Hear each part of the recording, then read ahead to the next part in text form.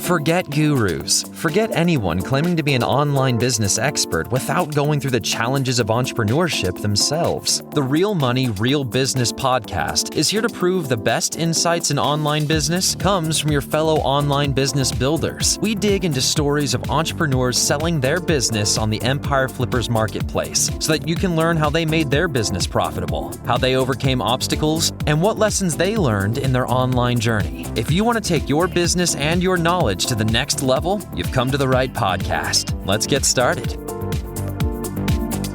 Hey everyone, Lauren here with another great business to discuss on this episode of the Real Money, Real Business podcast. Today's guest is Tristan, and he's selling his dropshipping business on the Empire Flippers marketplace. So welcome to the show, Tristan. How are you doing? I'm good, thanks, Lauren. Thanks for having me on the show. Great, glad to have you. And I'm looking forward to talking more about your business. But before we dive in, let's go over a brief summary of the business. This is a dropshipping business in the hobbies niche created in April 2016. The average monthly revenue for the business is $12,001, and it makes an average of $3,997 per month in net profit. For everyone listening, you can visit empireflippers.com/marketplace and search for listing number 55561 to learn more about the business, or you can unlock this listing to start your due diligence if you're interested in purchasing this asset. Now that I've given a general overview of the business, let's have a look and see what assets are included in the sale. There are 2 domains and all the site content and files, an email list with 3,055 subscribers, Facebook, Instagram, Pinterest, and Tumblr social media accounts, a WordPress blog, SOPs, supplier contacts and relationships, and the logo and branding assets. So now that I've given a general overview of the business, let's hear from the seller. Tristan, can you tell us a little bit about your background in building and running online businesses? Sure. So I've been involved in e-commerce for quite a while, probably about 10 years or so. And we came across this business almost 5 years ago. We've been running this business and purchased it through Empire Flippers, which was kind of a good match just in the sense that it was a business that was doing quite well, but we saw quite a lot of opportunity there to improve on it. So I was able to bring some of the background that we have in e-commerce and apply some of those techniques to really scale this business up.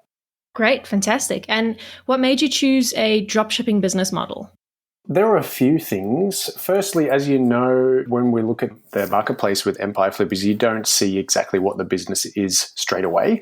Even prior to getting into the details, we looked at this business and thought, this business really has some legs, the numbers are great, and it seems like there's a lot of opportunity there. Specifically with dropshipping, what really appealed to me as well was the ability to run the business from anywhere.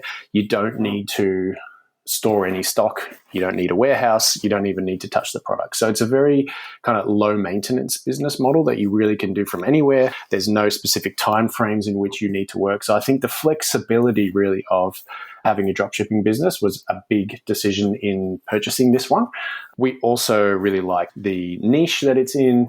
It was an interesting business and just fun for us as well. But specifically for dropshipping was mostly the flexibility of time zone and location, being able to run it from anywhere and also not needing to hold stock.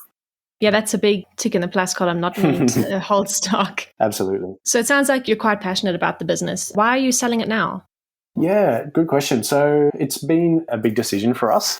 We've been running the business for quite some time and it's quite close to our hearts, but there are some other projects that we have on our plate at the moment that kind of asking for our attention as well. So having had the business for about 5 years, we feel like it's probably a good time to pass it on to someone who can take it over from here. So mostly it's just time constraints and time commitments, some other projects that are calling us that we would like to free up a little bit of time and pass this business on to a new owner. So it's still running well. As you can see from the numbers, it still provides a good income. It's still going very smoothly. But just in terms of priorities for us at the moment, we're looking to free up a bit of time to focus on some other projects, and that's the main reason for selling the business. Yeah. And you mentioned you've run the business for 5 years now, and I'm sure you've learned some good lessons along the way.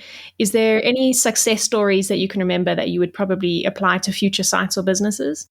Yeah, there are a few things. I think one of the biggest wins for us has been consistency in terms of adding new products and blog posts and social media to attract organic traffic. At the moment, all of our traffic is organic, which has been a big plus for us because, as you would know, that means the traffic is essentially free. And we've been consistently publishing new blog posts about every 2 to 4 weeks pretty consistently for the last 4 or 5 years.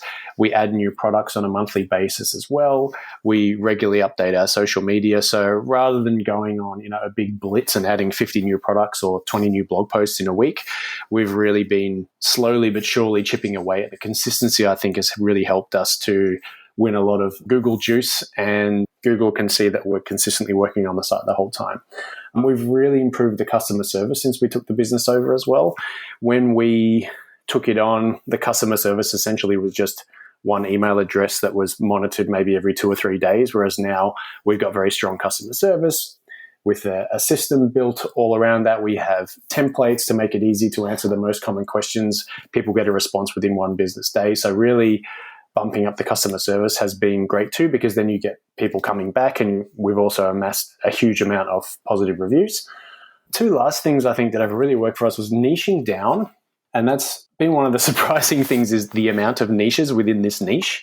And mostly that was based on sales of a particular niche within this niche, as well as people emailing us and saying, hey, do you have this? Do you have this? Do you have this?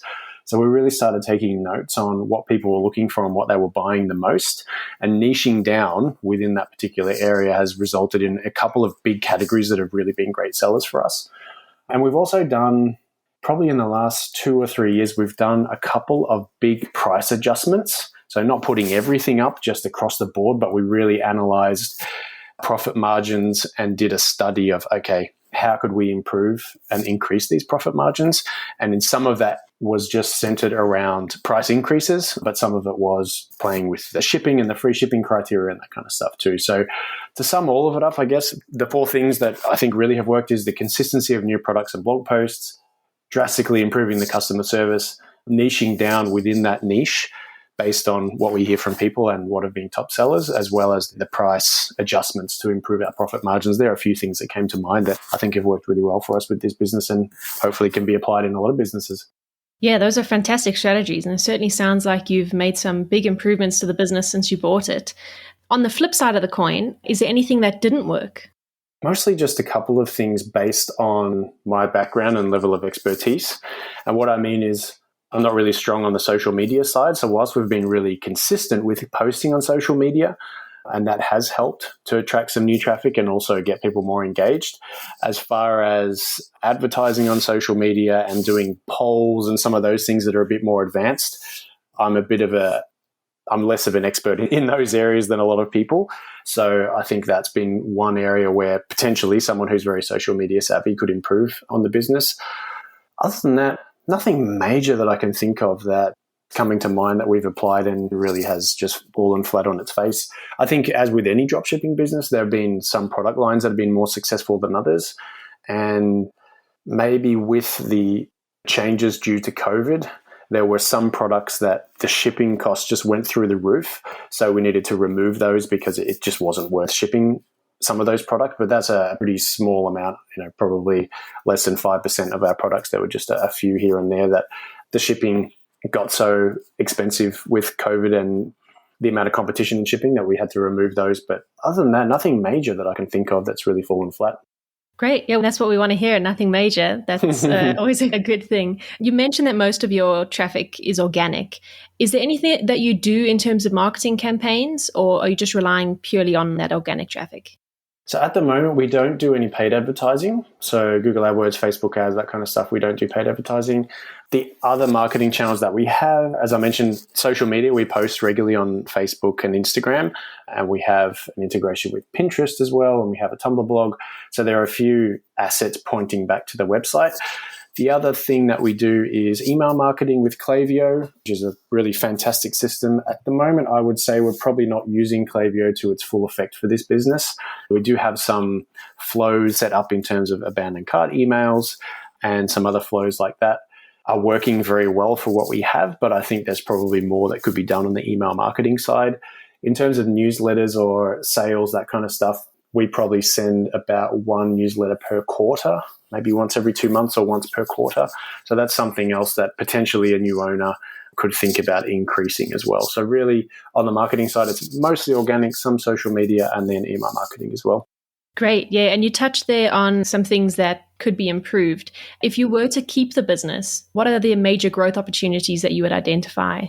Yeah, so there are quite a few things here. Because we had a business for 5 years, I think when you take on a new business, you get really this fire and this passion, which we still really like the business and we do work hard on it, don't get me wrong.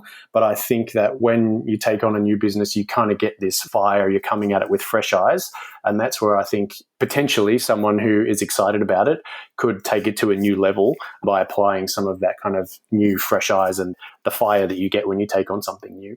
So some of these, I think, are big opportunities. So, for example, the website hasn't had a refresh probably for about 2 years or thereabouts. So the website we have now, it works well. It's good on a mobile phone. It's very clean. It brings in sales and it works. But I do think that with a website refresh, probably via a new theme on Shopify, that would help to improve the speed of the website, bring it a little bit more into a modern look and feel, as well as some other features that Shopify has added that at the moment we're not taking advantage of.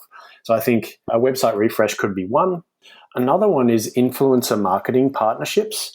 So this is another area where I just don't have much of a background and I'm not very strong in it. So we haven't set up any of these influencer marketing partnerships yet, but we did have someone who we didn't ask for it, but someone did an unboxing, a YouTuber did an unboxing of one of our products, and that video got over 1 million views. And we saw on our Google Analytics one day that the traffic had gone through the roof. So I was digging for a while, and we eventually found that someone had posted a backlink from one YouTube video back to our site that had just made the traffic skyrocketed. So if there was a way to replicate that and either send product or form a partnership or something paid, or I'm not sure exactly how it would work, but if you could get even 3 or 5 or 10 kind of influencer marketing partnerships going, I think there's a huge potential there because that just reaches a much wider audience than what we could do on our own social media. Improving email marketing, I mentioned on, ours is not that regular, it's not that salesy, and it's not that segmented. We just have long lists at the moment that we send to, but there's a lot more opportunity to be a lot more targeted and segmented in the way we send emails, as well as potentially running sales more regularly and just sending more emails basically is one way that it could be hugely improved. 2 last things. There are other product ranges within this niche. I think introducing some new products and narrowing down further in the niche could be a great opportunity as well.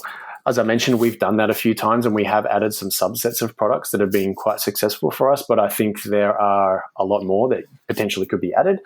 And lastly, in terms of SEO, we've done a lot of work on SEO, but it's been almost exclusively on-site SEO because that's where I have more of a background. I kind of know what I'm doing more on-site than I do off-site. But for someone who either has a team set up or they have knowledge of off-site SEO in terms of backlinks, I think there's probably a lot that could be done there as well.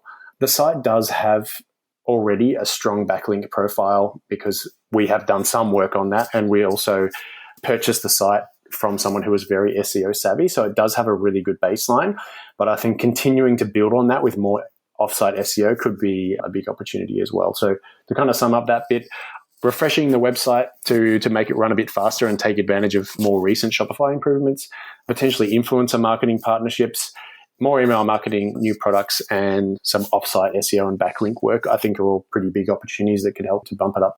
Yeah, and that's a good, thorough answer that I think any interested buyers who are listening would really like those opportunities that you've mentioned.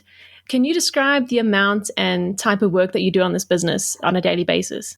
Sure. So on average, we probably spend around 5 to 7 hours per week on the business. So roughly an hour a day, maybe a little bit more, depending on what's happening.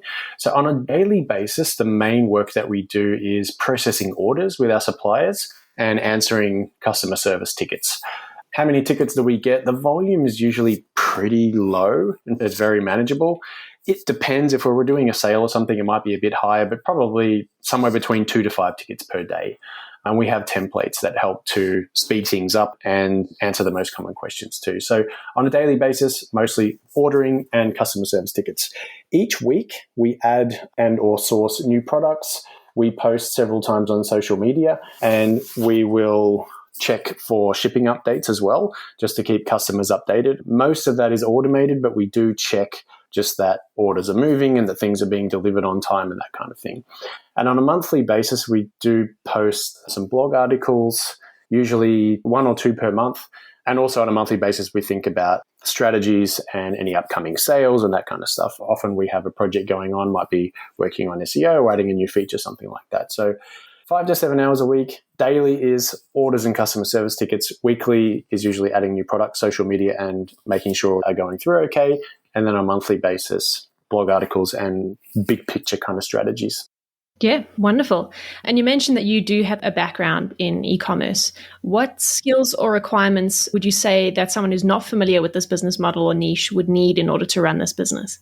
Don't really need to be very technical with e-commerce and Shopify. If you have a basic understanding or are willing to learn by experimenting and watching a few videos, that will be enough. You definitely don't need knowledge of the niche itself. We didn't have any before we took the business over. So all of that can be learned, and largely that will be a focus of SOPs that we'll provide during the handover as well. So not a huge amount. I think for someone taking on this business, you would at least want to know what an e-commerce platform is and maybe have used one at a basic level, or else be pretty open to just experimenting. But the software that we use called Shopify is very easy to use. Some bonus skills that would help in getting things up and running quickly would be some email marketing background. You might have used something like MailChimp, Omnisend, or Klaviyo before. Some basic digital marketing skills, like understanding a few basics of Google Analytics. You don't really need to know much about it, but just the basic stats that you might want to track to make sure things are trending upwards and heading in the right direction. So they're kind of the basic ones. But as far as technical knowledge, there's not very much that is an essential. If you've used Shopify before and have some familiarity with the themes, that might help. And if doing a full website refresh, then you might want to have some background in setting themes up, not necessarily with code, but just the way that themes work. Or, of course, you potentially could hire someone to build a new site as well. It doesn't need a new website right now. As I said, the one that we have works very well.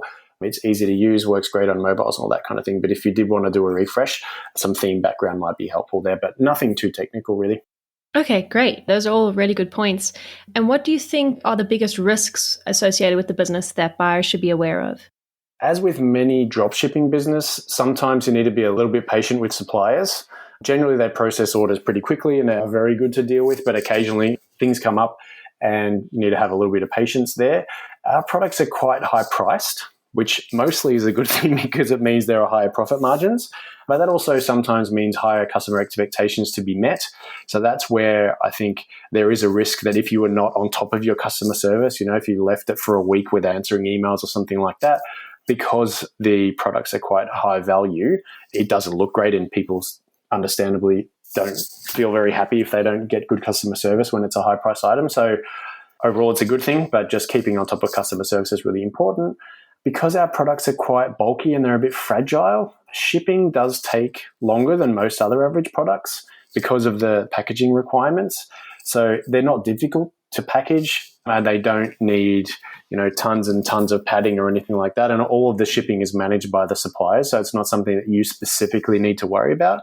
But just as an e-commerce store owner, the shipping does take a bit longer than some other stores. So that's just something to be aware of and to make sure that you give people the right expectations as well. On the flip side of that, our products are not something that you need the next day. We're not selling, toilet paper where you run out of toilet paper and you need it the next day on Amazon Prime or something like that, because it is more of a luxury good. It's for collectors, it's for hobbyists. Generally, people who are interested in this kind of thing are happy to wait, but mostly it's just about setting good expectations. And then again, because it's a dropshipping business, occasionally there can be changes in regulations for importing into different countries and importing and exporting into different countries. So that is a risk if something major were to change there in the regulations or the rules by country, that potentially could impact the business as well. But they're kind of the main ones that come to mind. Great. So you've mentioned a lot of good advice so far. How much support are you willing to offer buyers to help ease the transition? Yeah, good question. This is always really important. having bought and sold a couple of businesses, is very important to us that the new owner feels really confident in taking the reins on the business. We're open to negotiating this, but my initial idea is probably 3 hours worth of Skype calls in the first 30 days would be plenty to do a thorough handover in a general sense, as well as a lot of the day-to-day ins and outs that are needed when running the business, plus unlimited email support during that time. We can get back to you within 24 business hours during that first 30-day period as well. So largely the goal is probably to hand over the business in the first 30 days via those 3 hours of Skype calls plus emails. We'll also be handing over a pretty detailed SOP document that will have all of our customer service templates, as well as all the logins and the accounts, supplier details and all that kind of stuff, everything that you'll need to run that business in one kind of neat package. And we've done that quite a few times. As I mentioned, we have bought and sold a couple of businesses. So putting together a little package of that will just mean that you can have everything in one hit and get briefed up pretty quickly without having to scramble into a lot of different areas. And lastly, the response templates, they can really save a lot of time. And having run the business for 5 years, we know what the most common questions are that come into the customer service desk. So we'll be providing a list of those as well. So as I mentioned, open to negotiation on that. But the idea generally would be first 30 days, 3 hours of Skype calls and unlimited emails, as well as the SOPs and the response templates kind of all put together in a package is the initial idea. Yeah, great. That sounds like a very well thought out support package that I'm sure our buyers will be very relieved to hear about. And Tristan, would you be willing to commit to a non-compete agreement? Yes, absolutely. That would be totally fine. Fantastic. And would you also be open to negotiating something like an earnout? Yeah, so I have a bit of experience with earnouts. Depending on what happened, definitely open to discussing that one, and that can 100% be part of the negotiation process. For us, as I mentioned, because of the time constraints, we probably prefer to pass the business on sooner rather than later. We're not in a major rush and we want to find the right person. We'd probably prefer to pass it on sooner rather than later. So a lengthy earnout is probably not our preference. But depending on what we negotiated, we're definitely open to kind of pulling different levers on that depending on what's going to work best for everybody. Yeah, fair enough. And what advice would you give to our listeners that you wish you knew when you started? I think one thing is that you don't necessarily need a heap of knowledge about a particular product niche to get started with it. If I'd have known that, I might have looked at purchasing other businesses earlier. This was really the first one that I purchased not having had any knowledge in that particular niche. And I was kind of assured by the previous owner and the Empire Flipper team correctly that we didn't need to know about this particular niche before starting it. And that was totally the case. You can learn everything as you go and rely heavily on the suppliers for all of the technical information, that kind of thing. But I think had I known that you don't need a lot of domain expertise in that particular niche before diving into it, there might have been other opportunities that could have popped up a bit earlier. I think that's probably the first one that comes to mind. Yeah, it's all about taking that leap of faith and trusting yourself. Yeah. Absolutely. And then the final question, which is sort of the most important question of the show, putting yourself into the shoes of a buyer, why do you think this is a business worth buying? I think it's an enjoyable business to run. It's quite a fun niche and people generally know what they want.